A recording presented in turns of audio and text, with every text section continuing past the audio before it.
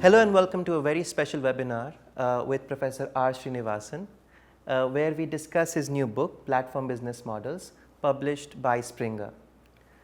I am Prateek Raj and I am with Professor Vijay Venkataraman. Both of us are faculty members at IIMB in the strategy area. Welcome, Professor Srini. Professor Srini is a professor of strategy at IIM Bangalore, and he researches and teaches platforms, digital transformation, and strategic decision making for top teams. He received his PhD from IIM Ahmedabad in 1998, and he is also a visiting faculty at FAU Germany. Professor Srini has been researching platforms for a very long time before even the digital age began, and he brings all that experience and research in this new book. So today we are here to talk about that. Welcome, Professor Srini. Professor Srini, why don't you tell us, how did you get interested in this area of platforms? My journey on platform research is actually a series of accidents. One of the days, a colleague of mine was writing a case on a company, and he heard words that he had never heard before, words like network effects, multi-homing, from the client. So he said that, he's talking some new words, can you come and join me in the case writing process? I went there and I discovered that the company was actually transitioning from being a product company to a platform company. The week after that, a bunch of my friends from IIM Ahmedabad, they were actually working for a large corporation. They reached out to me saying that, you know what, we seem to be making some decisions right, but doesn't look like fitting the regular theories that we have. It's working, but we can't explain why it's working. And then I walked up to the team, started talking about what they were doing. They were actually building a platform, but they were trying to explain it using the product framework or a services framework. And a week later, all of this is happening in 3 weeks. Okay, the week later, one of our colleagues was going to, join a startup's launch event where the startup was meeting their distributors. He couldn't go. He said, Srini, why don't you just go, substitute for me? So I walk up to that event in Chennai, and before the event, I try and understand what their business model is from the company on breakfast, and that breakfast is very legendary in the company's history today. The 2 aloo parathas that changed the business model of the company. They were actually building a platform, but they were trying to monetize it with a SaaS mindset. And when I talked about how different a SaaS model is different from a platform model, they realized how valuable that is going to be. And that started my journey around, there's a lot of interest, a lot of people are doing it intuitively, but they don't really know the concepts, theory, and the frameworks around platforms. Same thing you talked about, these pre-digital platforms. There are a couple of companies who actually were building a platform even before computers were there, even before people actually used digital technologies at all. Now, those kinds of platforms also came to me. They were, those founders have survived the dot-com era, the dot-com boom and the bust, and then the mobile revolution. And we started connecting, we started writing about cases, we started doing consulting, advice, and that sort of put everything together. Suddenly, things start coming together. The world starts conspiring towards, getting things together. And all of this is happening in a month and a half. So it's sort of something like a destiny that I had to start working on platforms.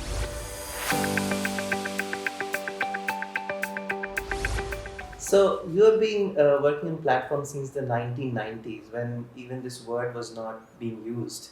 And today we live in a world where everyone uses the word. It's like one of the key words in business.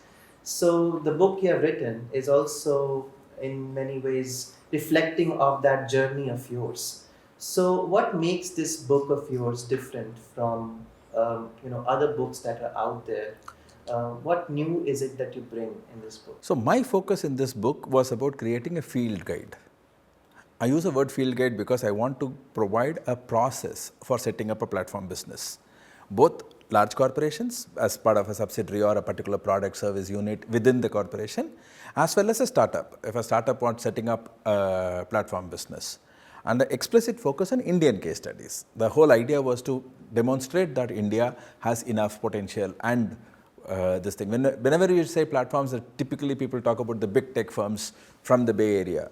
No, India has had significantly large number of platforms. And I wanted to highlight that India story as well. So this book actually has 11 Indian case studies, and there's one German case study because there's a beautiful case on innovation there.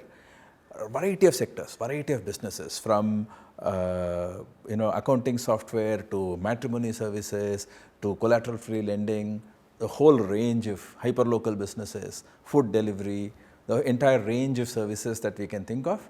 The book has the whole range.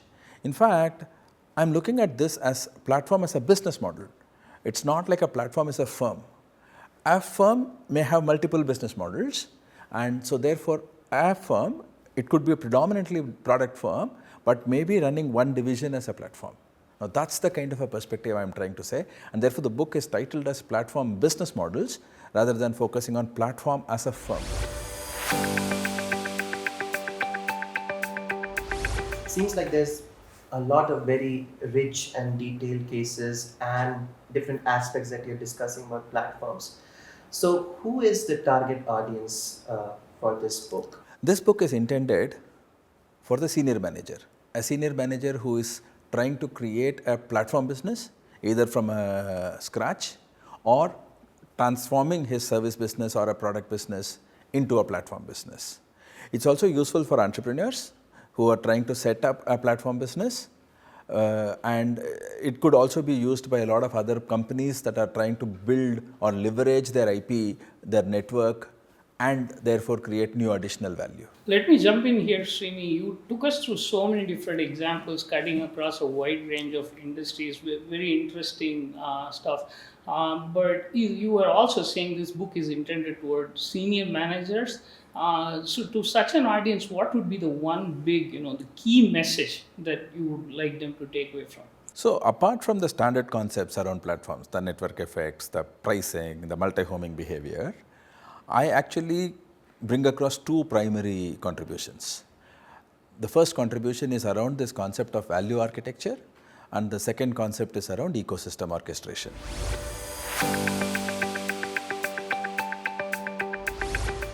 Okay, so that's quite a mouthful, right? Value architecture and platform orchestrations.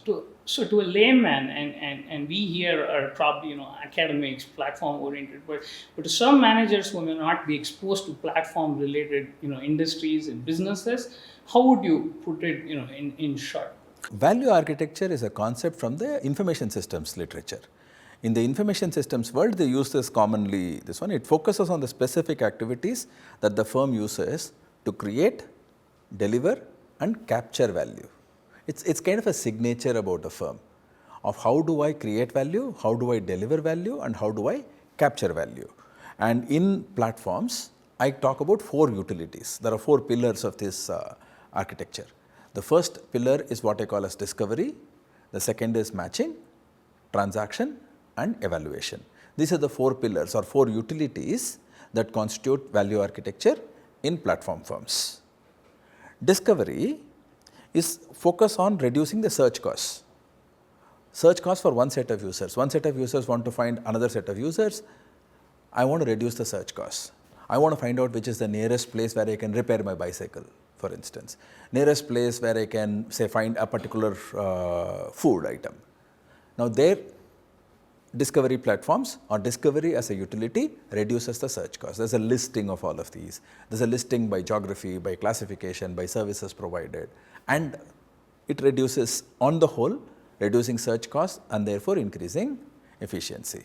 Is this like the good old yellow pages referred through commercial?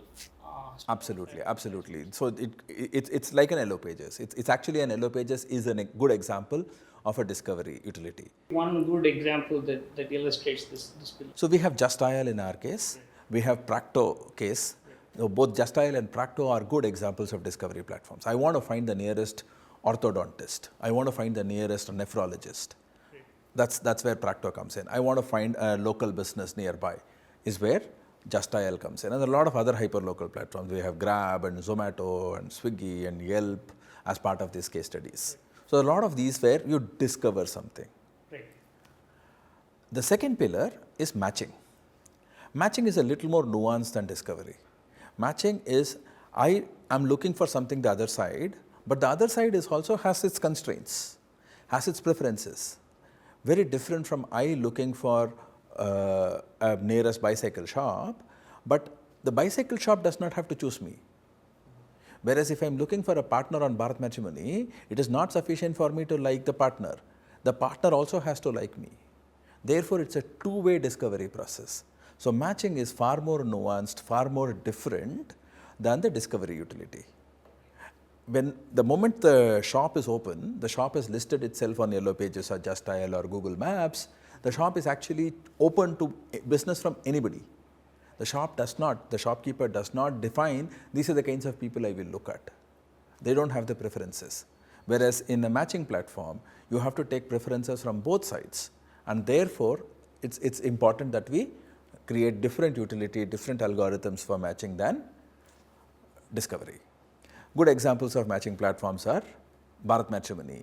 Any dating platforms are matching platforms. The third pillar that we are talking about is transaction. Transaction as a utility.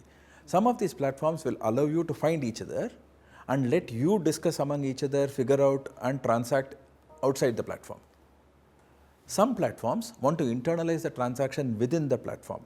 By internalizing the transaction within the platform, I take responsibility for reliability and quality of the transaction. Now that you use the word transaction, to someone from, say, a finance background, would this just be, banking transactions, or this goes beyond finance? Any value exchange. Okay. It could be absolutely any value exchange. It could be a ride-hailing. This one, say in a Uber, for instance, the Uber allows me to find a car. The car finds a driver. A driver and a rider find each other. But not just the driver-rider finding each other, but also the payment happens through Uber. Uber takes accountability for taking me from point A to point B. Uber does not say, here is your driver, you negotiate with him. You figure out what you want to do with him. No. Uber takes the responsibility. Uber defines the price. Uber defines the norms of interaction. Uber ensures that I go from point A to point B as I desire. So that is where the transaction internalization happens within the platform. Think of it this way. Bharat Matrimony or even a dating platform like Tinder would never take that accountability. I will get you and your partner meet up with each other to make sure to take accountability that your marriage will work is absolutely out of question. They will not take the responsibility for the transaction. But certain things like financial transactions, certain things like operating transactions, the exchange of goods, like a C2C platform, Quicker or a OLX, would not take responsibility for the quality of goods. They would want to take responsibility for the genuineness of the people. I've verified the people, but can I say that the bicycle that you are selling on OLX is actually a good bicycle? Can I verify that it is actually 5 years old and not 25 years old as you claim? No. The platform does not take responsibility for the transaction.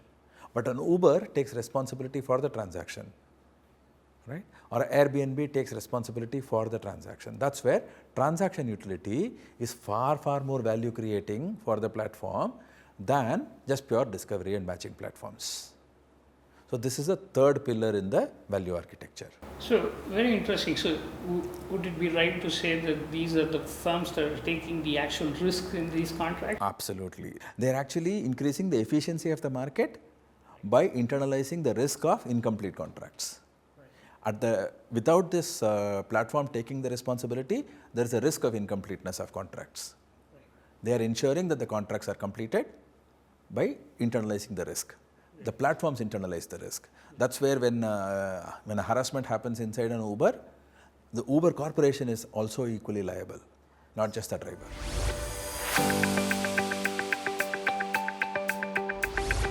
So I'm wondering if these decisions of whether to internalize transaction or not, are these critical strategic decisions that firms take when they have to decide what kind of platforms they have to? Absolutely, absolutely. That's where we come back to saying that not all platforms are the same. So there are some platforms in the same business who take responsibility for the transaction. There are certain platforms who don't take responsibility for the transaction, and therefore they are different platforms, they are different architecture. And therefore, this value architecture is a signature of a platform. This is a very critical strategic decision when you even begin thinking about setting up a platform.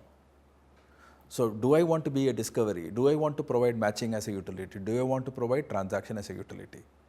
And the fourth pillar of the value architecture is evaluation as a utility. Do I provide opportunities for one side users to evaluate the other side of the users? To provide what kind of evaluation? And again, we talk about 3RF in this book. What is the 3RF? First R is about ratings, where I can actually objectively evaluate your performance. I give you ratings on a 1 to 5 scale, on a 1 to 10 scale, 3.4, 8.5, like a restaurant ratings. This is a pure rating with no description involved. The second R is when we graduate to a little more nuanced evaluation, where we talk about reviews. We are saying that we are describing part utilities. We are saying that, okay, in this restaurant, service is very good. Don't expect high quality food. This is a restaurant where the food is absolutely authentic, but be prepared to wait longer. This is a restaurant which is in an absolutely crowded place. Don't try and park your big car there. Take an Uber to go to that restaurant. Now we are trying to create part utilities. So service is very good, food quality not so good. So food quality is 3.5, service is 5.0. Or food quality 5.0, service quality is 3.2. Now we are doing reviews and we are writing text reviews. The third R is recommendation. The recommendation translates these reviews into actionable if then else statements. If you are looking for a romantic evening, please go there. If you are looking for authentic South Indian dishes, go here. If you are looking for the best quality Mughalai dishes, don't go here. This have fancy names, but they're like absolutely local, not exactly the best Mughalai dishes. Now this is our recommendations. These are the 3 R's. The 3 R's are written or specified by the users for other users. The feedback is given to the service provider. I write a review and at the end of the review I say, Mr. Restaurant owner, if you reduced your spice, your dishes will be very good. They are too spicy for my taste. Now that's a recommendation to the service provider. That's what we call as feedback. So therefore there are 3 R's and F. How do I decide how much importance do I have on R, rating, review, recommendation and feedback is again a very important decision. If I'm setting up a doctor finding platform like Practo, the consumer who is the patient is absolutely not qualified to clinically evaluate the competence of the doctor. All that he can do is write reviews on the clinic, not on the doctor's medical competence. So therefore the review parameters have to be very clearly defined. All right? So that's the fourth pillar of evaluation. Therefore, we are talking about discovery, matching, transaction and evaluation. Discovery is reducing search costs. Matching is ensuring that the preferences on both sides are met and therefore the efficiency is improved. Transaction is ensuring that the market incompleteness of the contracts are covered, the risk of incomplete markets are covered. Evaluation provides quality assurance, reliability assurance, and therefore it will loop back into discovery. People use evaluation as a basis for discovery as well. So therefore I look at this DMTE as a cycle. You start with discovery, there are matching utilities, a little more nuance, matching utilities. You choose to do transactions, evaluation as a basis for discovery. And therefore in a platform's process, evolution process, they can actually go through this cycle. So as you mentioned, this is a strategic decision. How do you design your value architecture? So when is it most important to think about this question? At the inception of the platform idea, or throughout the business? The architecture is decided before you even put an axe on the floor. Before you even dig the ground, you need to get the architecture right. Like in a typical building, the value architecture has to be decided, has to be at least the first few roadmaps have to be has to be in place before you even put 1 rupee into the business. This value architecture is extremely critical for, say, large corporations. large corporations wanting to start up something else, they have their existing capabilities, existing routines and processes. Now, those existing routines and processes can be easily leveraged. Like for instance, transaction as a utility is much more difficult for a startup to commit to, whereas it may be very easy for a large corporation with its existing resources and routines and complementary products to commit to. So therefore, the architecture has to be decided upfront, well before you decide to enter platforms as a business or transform your business into a platforms. Okay, so let me ask you something here. I mean, first of all, very lucid explanation of what this value architecture is. But Srini, you mentioned that this starts even before you put something out, right? So if I'm a company that's looking to build this, and you mentioned a lot of different players in the city. You're talking about drivers in the case of Uber. You're talking about individual customers, writing about what sort of restaurants they need to get in and so on. So to me, this appears a lot more complex than the traditional strategy setting where you think of a single firm thinking about a single product or service reaching out to a single target set of customers, right? So how do you go about this, and how do you add value to this aspect of platforms? So that takes me to the second contribution of this book, which is about ecosystems. And I believe that there are very different kinds of business models. There is a traditional pipeline business model. Then there are networks, clusters, communities, ecosystems. Now, a lot of people actually think of or use all of this in English as very, the synonyms. They're not exactly the same. Networks are very different business models, and clusters are very different from communities, are very different from ecosystems. So in this book, I devote an entire chapter around differentiating different business models. That's great. And I believe that a good corporation, a good, stable, sustainable firm should be able to rely on combinations of business models. There could be pure type business models, but a lot of firms, in my experience, use multiple business models, not just one, and they complement each other. Looking for these complementarities is an extremely important step in setting up a business. In this book, the second big contribution about this is about the ecosystem thing. Platforms are uniquely positioned in this ecosystem world. In the ecosystem world, platforms actually inherently have the capabilities to work with multiple stakeholders. Platforms have the capabilities to manage network effects. Platforms know how to price different user groups. Given that they are inherently capable of doing this, they are able to orchestrate the ecosystem better than a pure product firm or a service firm. And this unique position allows this platform to be able to set standards, to be able to build compatibilities, to be able to create that unified larger roadmap for the ecosystem. And therefore, they can drive large ecosystems. They can create and spawn multiple ecosystems. There are some platforms who can spawn a lot of ecosystems because their ability to, the inherent resources and capabilities around being able to manage network effects.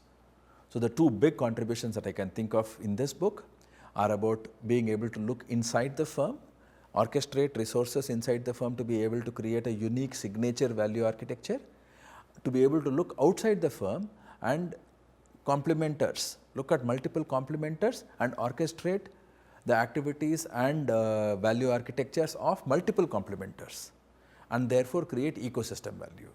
Wondering that you are talking about platforms and ecosystems, and generally when we talk about strategy, we talk about markets and a product and firms competing on that. So it seems like the language of this entire gamut of things is very different. So what does strategy even look like in this setting of platforms and ecosystems, and how do you deal with that in your book? So there are a lot of strategy terms, traditional strategy terms still hold good. There is competitive advantage, there is resources, there is capabilities. The traditional idea of an industry structure is undergoing a change. We are not looking at industry as an industry where there is a pie, and the structural view of industries where everybody is trying to grab a piece of the pie. Like that suppliers are bargaining with you, customers are bargaining with you, that somebody is threatening to enter the business, threatening to throw your product obsolete. Now that terminology is gone. Now we are talking about how do we work together and co-create value. We are not talking about customers as somebody who is outside the firm and enemies of the firm and trying to grab value from me. We are trying to look at them as, think of it like this, rather than somebody like enemies fighting with each other, think of it as siblings fighting with each other. We will still fight, but end of the day, we won't hurt each other.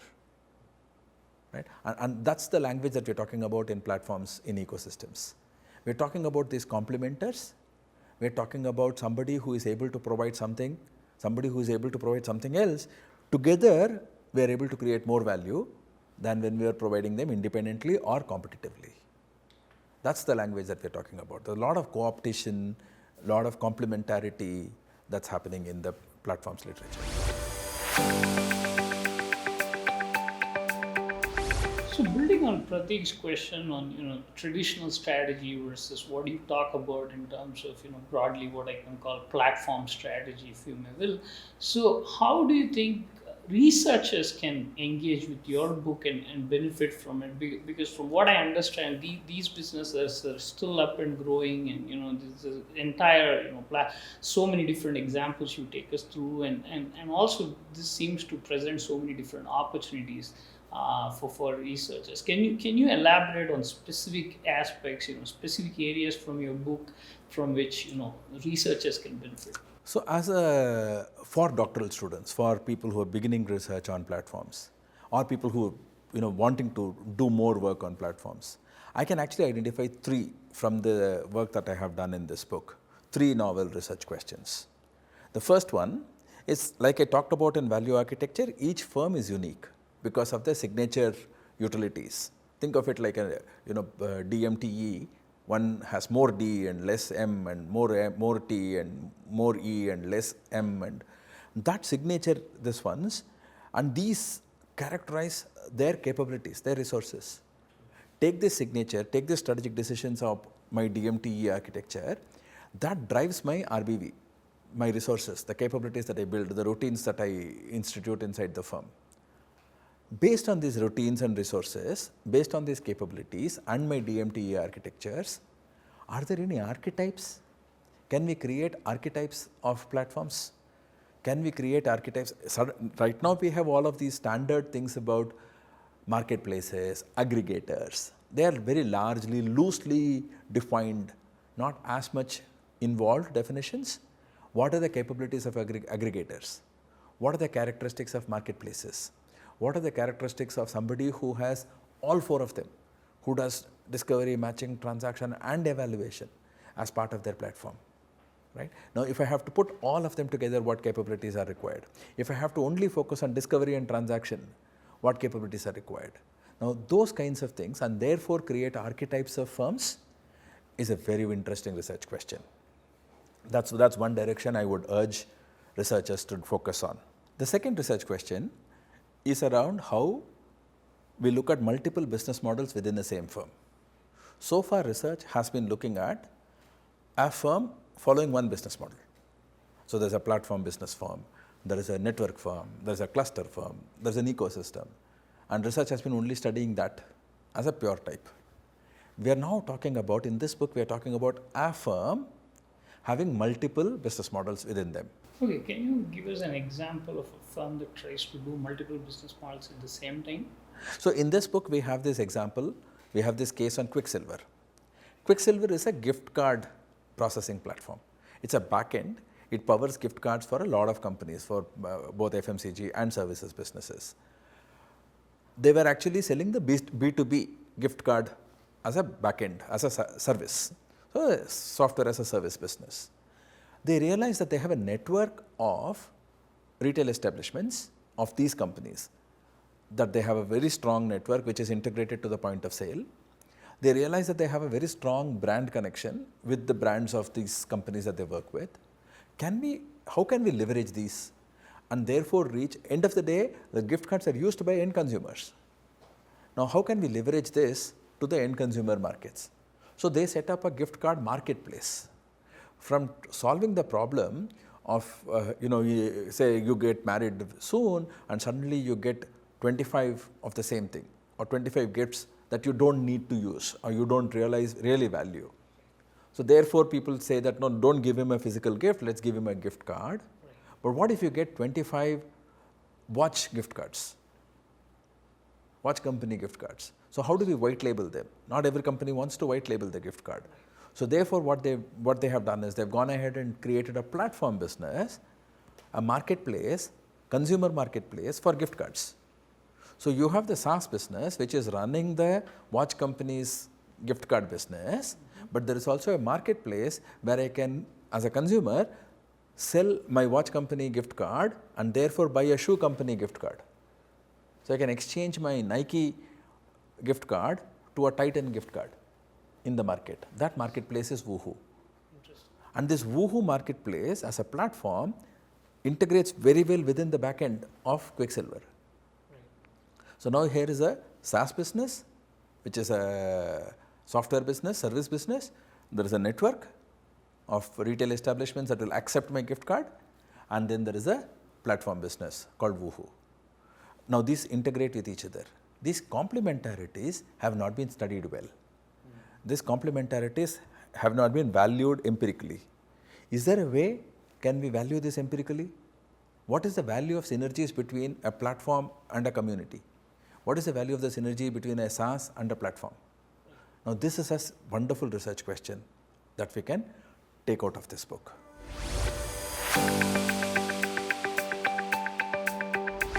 So I'm wondering that in traditional strategy or economics, we think about products and then variety of products that a company sells. Here we are talking about a company following variety of business models. So what does that mean in terms of like a product? Like how are we even going to conceptualize in an empirical sense what a business model is? Way that I'm looking at this is like this. So there are a product firm, so supposing a diversified product firm. I have 5 different products. Each of these products are meant for different kinds of customers. Each of these customers have different economics, different affiliations, different willingness to pay. Now, how do I make sure that there could be an absolutely price sensitive customer? There could be an absolutely price insensitive customer. How do I make sure that I sell products and services to different sets of customers is a traditional marketing problem. Now I go beyond one step. How do I make sure that I use the same core to be able to sell different customers? How do I go and look back at multiple layers of building this core? The capability core can be conceptualized at 3 layers. At the core, at the bottom of this is what I call the infrastructure layer. On top of this infrastructure, you could actually build what is called as a network layer. On top of the network, you could build a platform layer. I'll give you a common popular example. For an Uber to run, we need a Google Maps. Without the Google Maps, Uber won't work. Uber's existence is built on geolocation of drivers and riders and geolocation relative to their landmarks. So therefore, Google Maps is essential. Google Maps will not run if the GPSs did not exist. So at the lowest layer is the GPS, which is the infrastructure. And that's a public good. Most often the infrastructure is a public good. On top of that public good, we built a network. On top of the network, you built a platform. Now imagine a multi-product company or a multi-services company looking at their products and services on this pyramid. There are certain things which are base, certain routines and capabilities which are my base at the infrastructure level. I know, I understand how to, say, serve farmers. That's at the infrastructure layer. For farmers, I know how to solve their procurement problems. That's at the second layer. Now, I can help them do price discovery in the procurement process. Is the third layer. Now, if I am looking at my routines, my capabilities in this pyramid, then my multi-product firm will now be able to go back to that Prahlad's idea of core competencies that can be leveraged across multiple contexts, product, markets. Here we are talking about infrastructure layer can be leveraged across multiple products, markets and business models. Now I have a technological core that I can leverage across multiple business models. The Quicksilver example, the database, the network of users and the network of point of sales, the terminals, the network of brands that I have can be leveraged across the platform called Woohoo. Had I not had that, if I did not have that the marketplace would not work. I need the critical mass for this marketplace to take off. If I don't have a Levi's gift card, why would you go and exchange a narrow gift card? Now that you talk so much about, like value architecture and how do you orchestrate as a platform, you talked about, leveraging your resources and capabilities, and very often you mention the word realize. So that takes me into like, how do I as a firm and as a senior manager sitting in a firm even realize that I have these things, and is there a method to all this? Like how do I go about building this? The perspective that I take is about a process framework. There's a process perspective to building platforms. It is not that the platforms exist or platforms are like formed. There's a process by which you convert products or a company into a platform company, a product business model to a platform business model. That process perspective, multiple steps, you do step 1, step 2, step 3, step 4, by which you reach there. That series of steps, you start by defining your value architecture. That's the first step you do. Then you talk about what value, because of this value architecture, why are your users coming to you? And I describe that in multiple details. Why are users willing to join your platform? Why are they willing to pay for your platform? Why are they willing to stay loyal to you? And why are they willing to promote your platform? So I'm not taking the traditional economic example of willingness to pay. I'm breaking that into 4 different parts. Willingness to join, willingness to pay, willingness to stay, and willingness to promote. Now the willingness to promote is when the network effects start kicking in. Not only am I using the platform, that's where you find a lot of these platform companies use referrals as a means of getting new business, new customers, new users. So the willingness to promote is also important for me. Therefore, the second step in the platform model is about articulating this, articulating the value in terms of willingness to join, willingness to pay, willingness to stay, and willingness to promote the platform. That's the second block. So very often, I hear people talking about this chicken and egg problem. That's right. How do you get an ecosystem, going? So is this, disentangling willingness to pay into these 4 dimensions? Absolutely. An answer to that? Exactly. That's one of the ways of answering that. Okay. The second way of answering that chicken egg problem, or what I call the penguin problem, is about being able to leverage your existing capabilities and resources, leverage your existing other businesses. Large corporations have other businesses. Quicksilver had the database. Right. For them to start Woohoo, they didn't have to solve the chicken egg problem. They had the chicken. They just have to start producing eggs. Right? So therefore, leveraging existing resources or disentangling this willingness to pay as different things. Once I have done that, I can quickly get into the pricing decision. Which side to monetize, which side to subsidize is very easy. And then craft your architecture. The platform architecture has things about open closed platforms or shared proprietary platforms. So I actually do a 2x2 of these open, closed and shared proprietary platforms. You could be open proprietary, you could be closed proprietary, open shared proprietary, or shared closed platforms. So decide this architecture and then invest in scaling. So this architecture definition can be iterated, can be done agile, but the first 3 decisions, the value architecture, your customer user mobilization, network mobilization, willingness to pay, willingness to stay, and your pricing models chicken egg problem has to be solved first before you put money on the table. Given that you talked about this chicken egg problem that platforms tend to have, how can startups overcome this issue and grow out of this chicken and egg problem?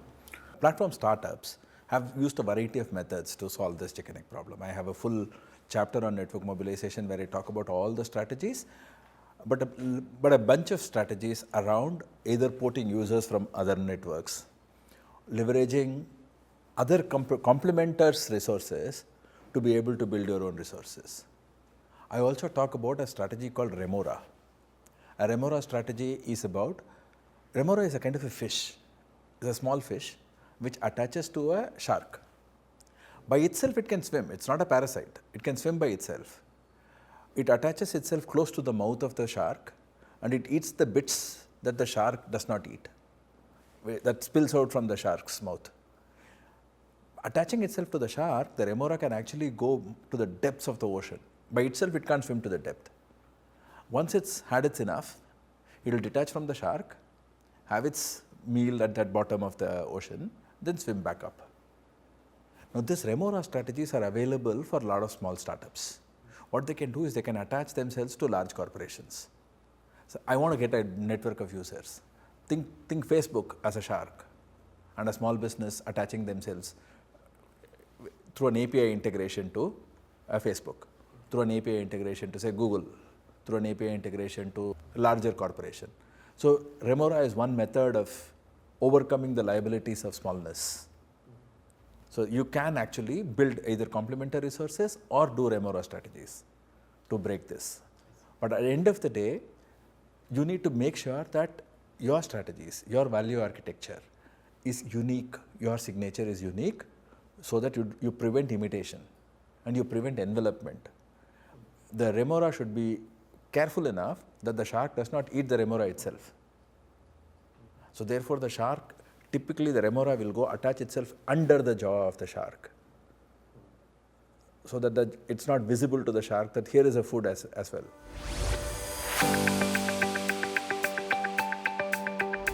It's interesting that you came up with the shark analogy for the Facebook and Googles of the world, and now there's a lot of talk about, across the world, in China about, government taking on some of these big, platforms that were built in the last, couple of decades, and Europe also, there's been a lot of noise around, these platforms getting too big, unwieldy, and also in the US now you see these lawsuits coming up against some of these big corporations.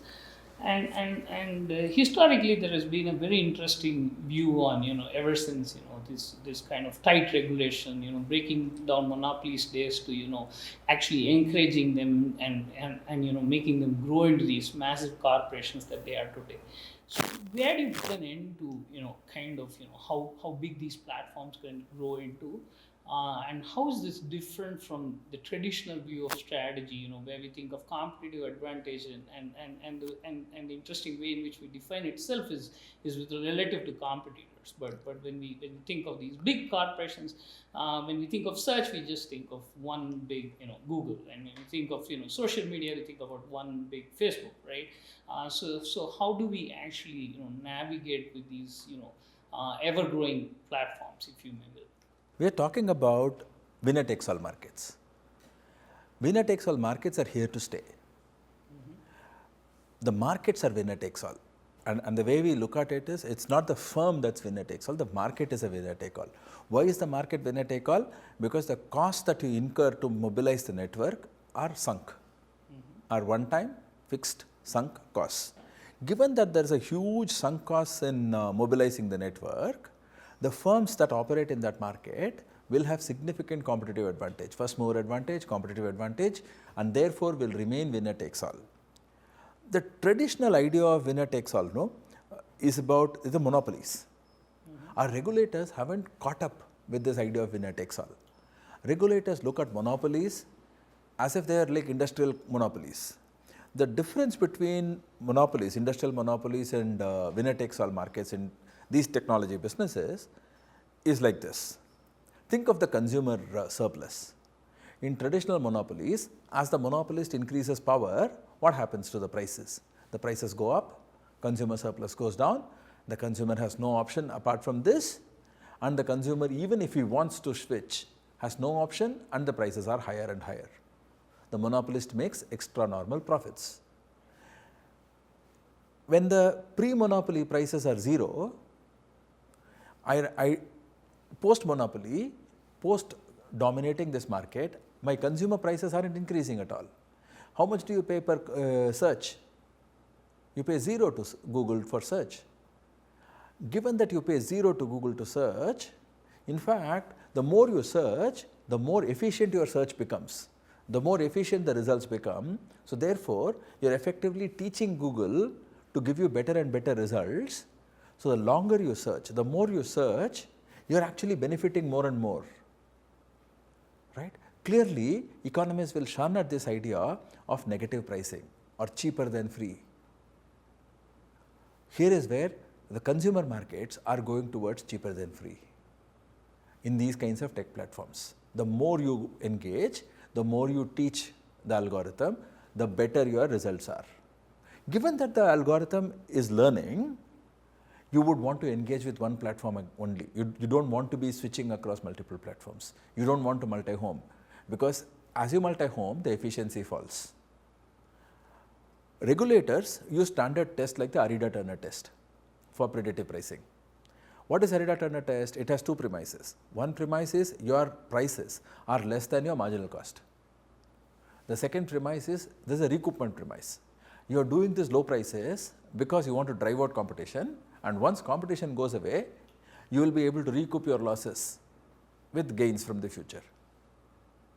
In consumer markets, if you apply the Arida-Turner test to consumer markets on Facebook or say Google or even Tinder, you will never be able to do that, because these guys aren't going to raise the price. They don't have the visibility of tomorrow competitors go away, they will get extra normal profits.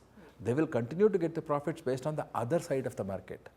And that is where the regulation should not be on the consumer side of the market. The regulation should be on the other side, which is the paying side, the advertiser side.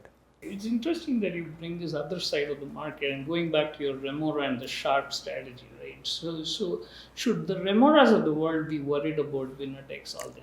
Absolutely. They should be actually celebrating the idea of a winner takes all, because there is just one shark for me. The Remoras will be very happy because there is a centralized place from where I can get the most benefits. If I am going to benefit out of Google's analytics, I would be very happy about it.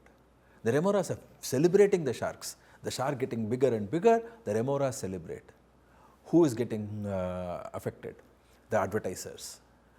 Google's dominance in the digital advertising market is actually harming the advertisers.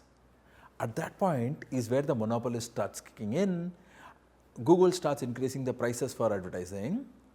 The alternatives to Google are rapidly deteriorating, not even in digital advertising, even television advertising or print advertising is rapidly declining.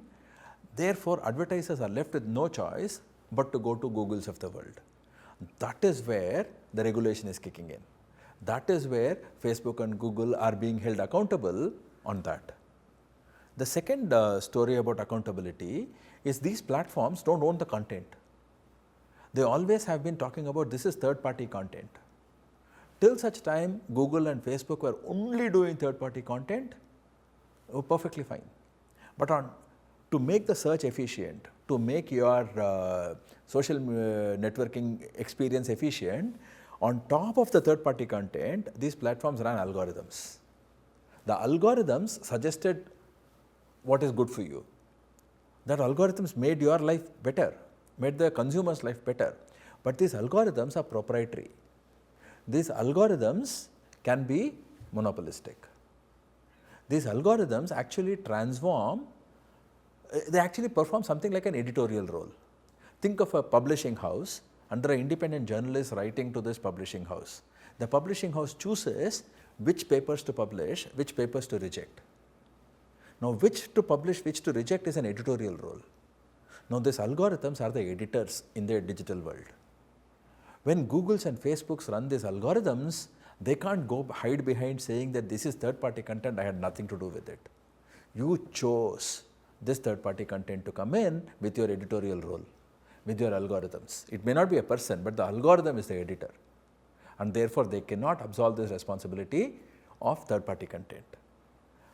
At one level, we need to regulate their digital advertising monopoly, the monopoly of the payment side.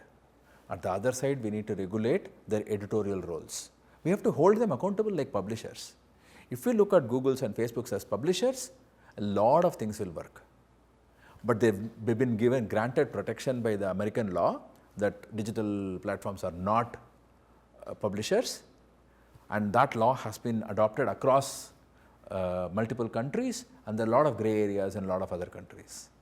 And that gray areas is where a lot of these platforms are operating at this point in time.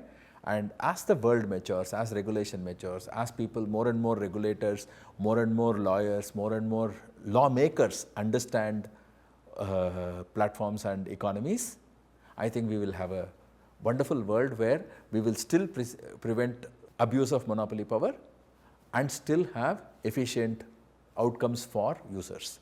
It is not about banning something. It is about sustaining that efficiency but curbing their abuse of monopoly power. We should be able to get there very soon. This is also reflecting in how they work with complementers. The third issue that these platforms are also working around these complementers. Recently, down under, we had this issue about newspaper content. Newspapers as complementers, newspapers as suppliers, newspapers as customers of these Facebooks and Googles of the world. Now, how do we look at this? If I use the standard structural view of industries, the newspapers are competitors.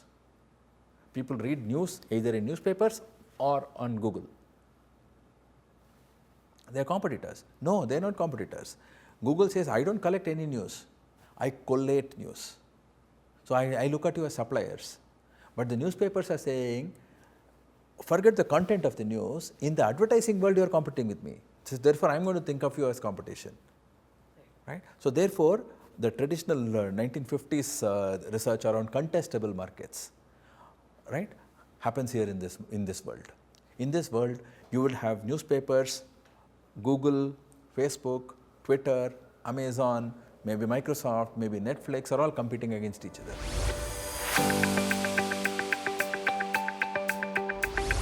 Srini, I was wondering that this platform business model and digital transformation combined together are completely changing how we do business and eventually would also change how legal institutions work, how do they view about a business, etc. So how does your book, in some sense, prepare people for this kind of a future where today data is privately held, tomorrow maybe not? These kinds of changes may happen. So how would your book prepare readers? So I have a specific chapter around contestable markets. The book has chapters around complementary businesses. As markets evolve, as these issues get resolved one by one, right now there are a lot of open questions. As these markets get evolved and applying these theories from, say, information systems world or the economics world, we should be able to provide a direction to where the market's going and how do firms prepare themselves for that kind of a future. So, a lot of directions in the book about where the market's going.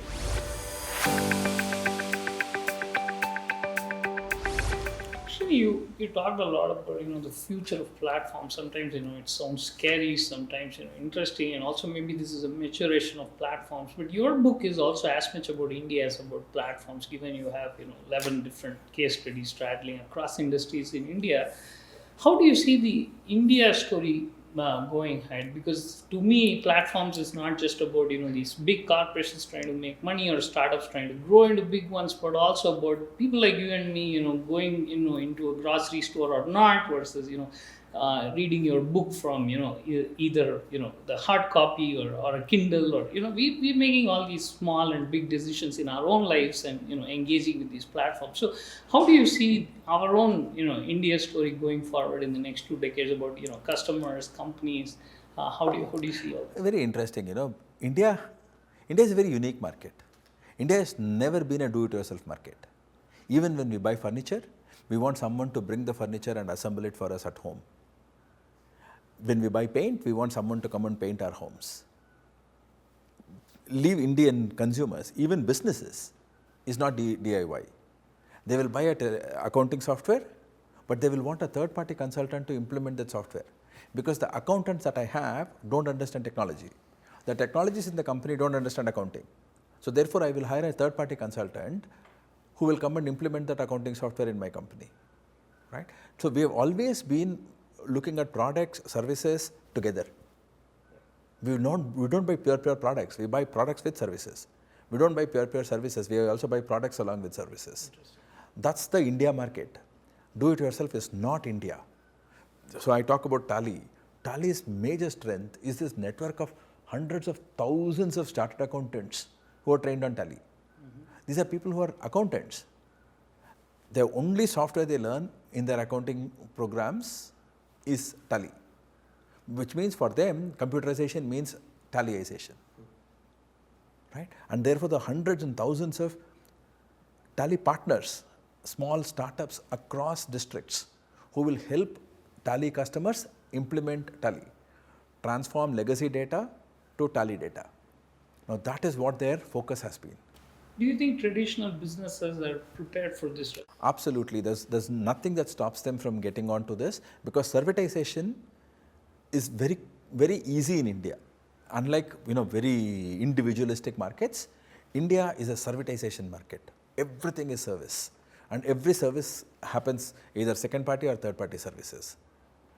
Given that servitization is easy, for us to leapfrog from servitization to platformization is very, very easy. I am always looking for a carpenter to repair my chair. To find the carpenter, it's very easy for me to go to a platform to find a carpenter. To get people to move there is very easy. I've worked with a lot of companies, a lot of startups in India, where little things like finding housemaids, little things like finding good quality laundry, overnight laundry, things like finding carpenters, electricians, right, are done on platforms. And given the mobile penetration in India, if you can build an Android app, you're good to go. The depth of mobile penetration, the depth of our service mindset, it's very easy for traditional businesses in India to platformize than any other business. The local kirana store, the grocery stores, it's very, very easy for them to get onto a platform.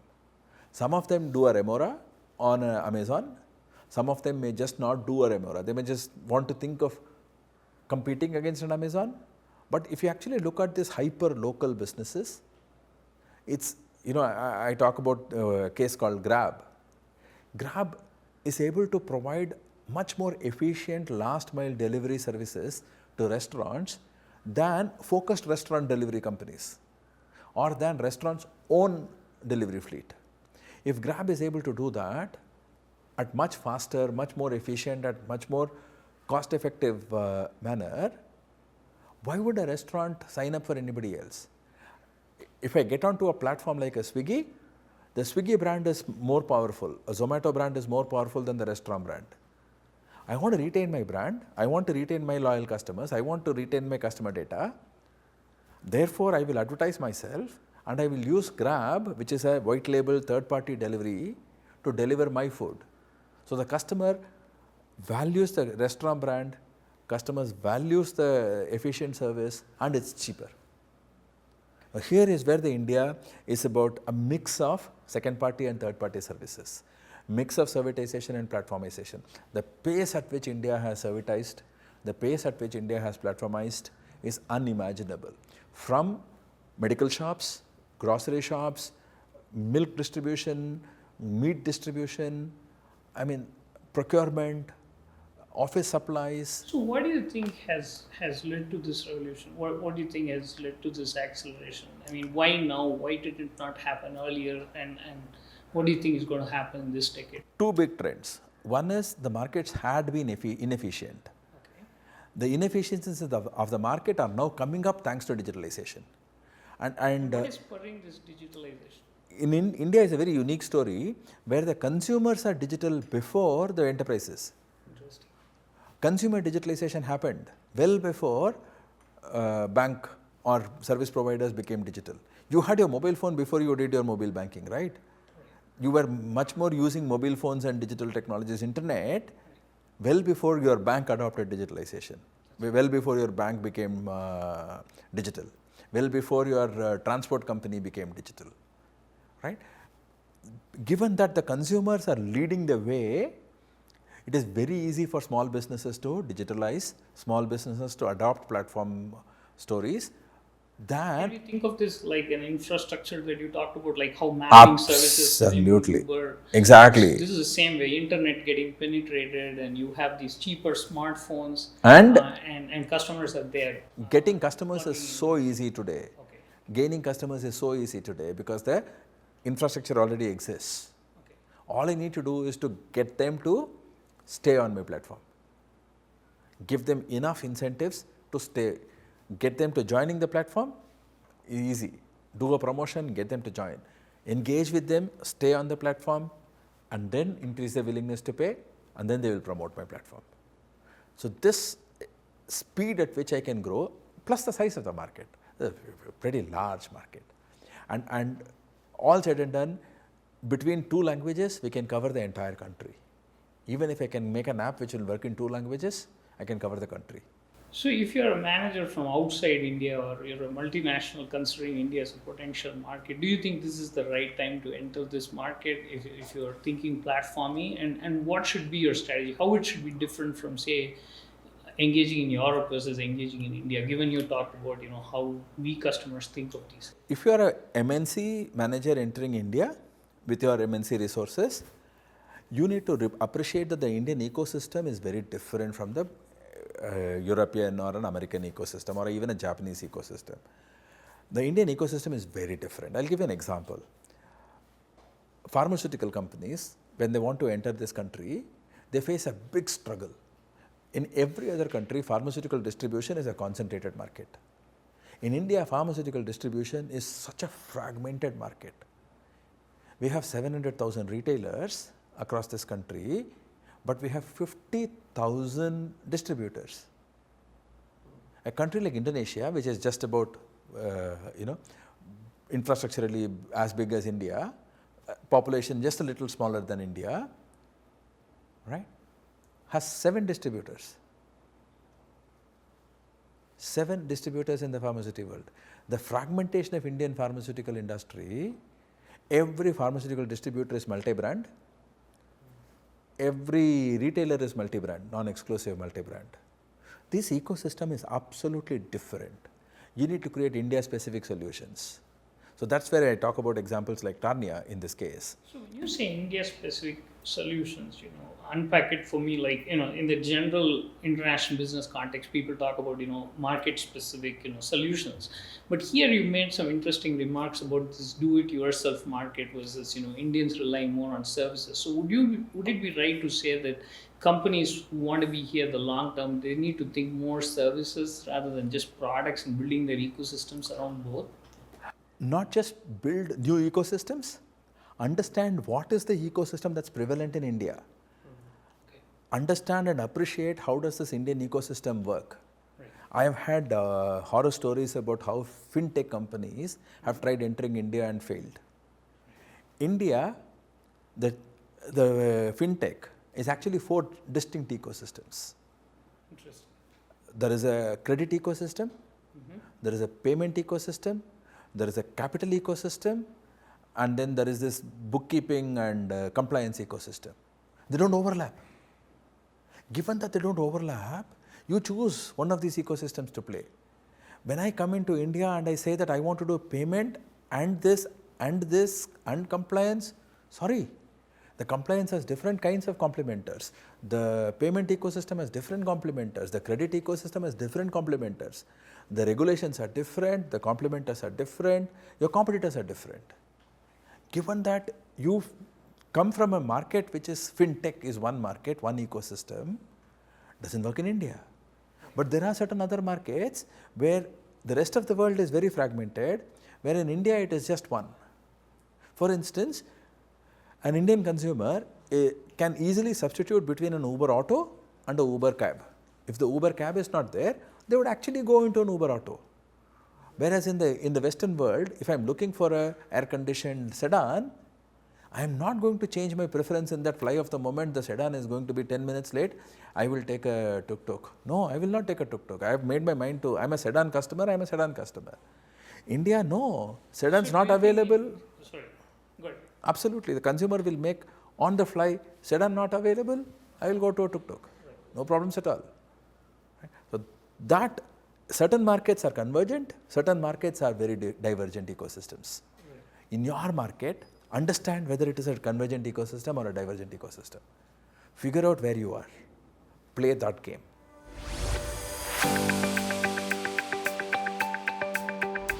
So the last piece that I wanted to ask you on this India story is, does this make it like, traditional strategy concepts, traditional marketing concepts are still relevant? Absolutely. Even if you get into platforms, you still need to stay grounded on your tradition. Absolutely. You still need to stay grounded on your resources, on capabilities, on competitive advantage.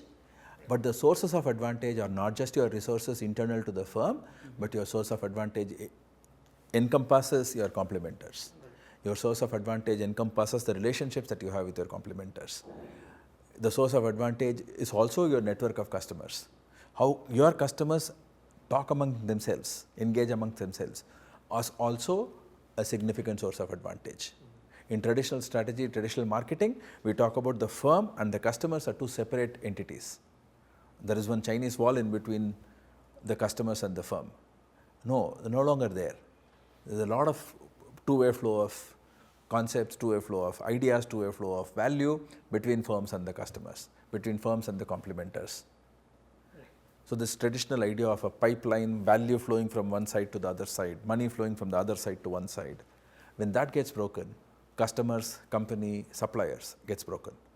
We are now in a fluid, amoebic ecosystem.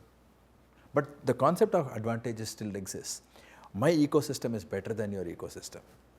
My complementers are stronger than your complementers. Therefore, I will win. Still does work. So are there only a countable number of business models and they've already been taken in our country, or do you see more companies coming up? Infinite. My whole argument about in this book is about you can create your own signature value architecture. The pure play value architectures exist, but even there I make a little change and I can become different. So there is an infinite number of combinations of your value architectures and ecosystem architectures. How I engage with the ecosystem is again my signature decision. So a firm by its own signature can create its own unique signature about orchestrating the internal resources and orchestrating external complementers. Voila, I am different from everybody else. So there's an infinite possibilities of creating new and unique business models. Add on top of this, how you engage with other complementary business models in your firm. So I am a SaaS and a platform combination. I am a cluster and a platform combination. I am a cluster and an ecosystem combination. Now you have exponentially more number of options. Right? So the absolutely huge opportunity in crafting your own business architecture. Srini, given these infinite business possibilities that you talk about, what are the most concrete recommendations you would like to give to entrepreneurs and startups who are trying to make a name for themselves in this new platform economy? I would give 3 recommendations. The first recommendation is to look at multiple business models. Don't get stuck on one business model. Don't define yourself, your identity as one business model. Explore multiple business models. Explore what value you want to provide and therefore craft your business models to that. Second, it's not just about I'm competitive against a particular competitor. It is not about I'm building this of this. There are people who talk about I'm building an Airbnb for this. I'm building an Uber for tractors. It's not about that. Think about why your users will be willing to join this. Why your users will be not just join but also pay, stay and promote your platform. Once you are able to do that, articulate that, then you build your network, then you build your pricing strategies, then you build that. I've heard hundreds of investor presentations where they talk about I want to build an Uber for tractors, I want to build this of that, I want to build rental fans. Now, why would they do that? Just because nobody has rented a fan before, would people willing to buy a fan on rent rather than buy it forever? Right? Rent a furniture, still okay. Figure out that willingness to join, willingness to stay, willingness to pay and willingness to promote. Lastly, When you're competing in this kind of markets, you should understand which ecosystem that you operate in. Take for instance a fintech ecosystem. I talked to you about different ecosystems. If you are in the lending ecosystem, collateral-free lending, the kind of companies that Faircent operates in, Faircent is a case in my book, the kind of industry that Faircent operates, there are specific regulations on NBFCs. There are specific regulations on data access from customer cell phones for NBFCs. Reserve Bank of India has an explicit license on collateral-free lending. Now, you need to be aware of that. You need to be able to operate that market. You can't be operating on credit and capital at the same time. The credit ecosystem is different. Understand that regulation, build your competencies around that ecosystem. Right? So that is a very, very critical thing. Define yourself, who you are, what game do you play. That specificity is important. So to summarize, explore multiple business models for your product services. Define why your user will be with you, willingness to pay, willingness to stay, willingness to join, willingness to promote, and define explicitly what your specific ecosystem is and play that ecosystem game. So your book comes along with, there is a MOOC that you're also running from IIMB on the same title. What will students learn when they do that MOOC? So the MOOC is largely focused on a first-time learner on platform concepts. For somebody who is beginning to understand platforms, who wants to know the basics of platform concepts like pricing, network effects, winner takes all, envelopment, those kinds of concepts are there in the MOOC. I also introduce value architecture, but I don't go deeper into ecosystem orchestration and all of that in the MOOC. The MOOC is an introduction to the whole vocabulary and beginning to think platforms. The book delves deep into each of these concepts with specific cases for each of the concepts.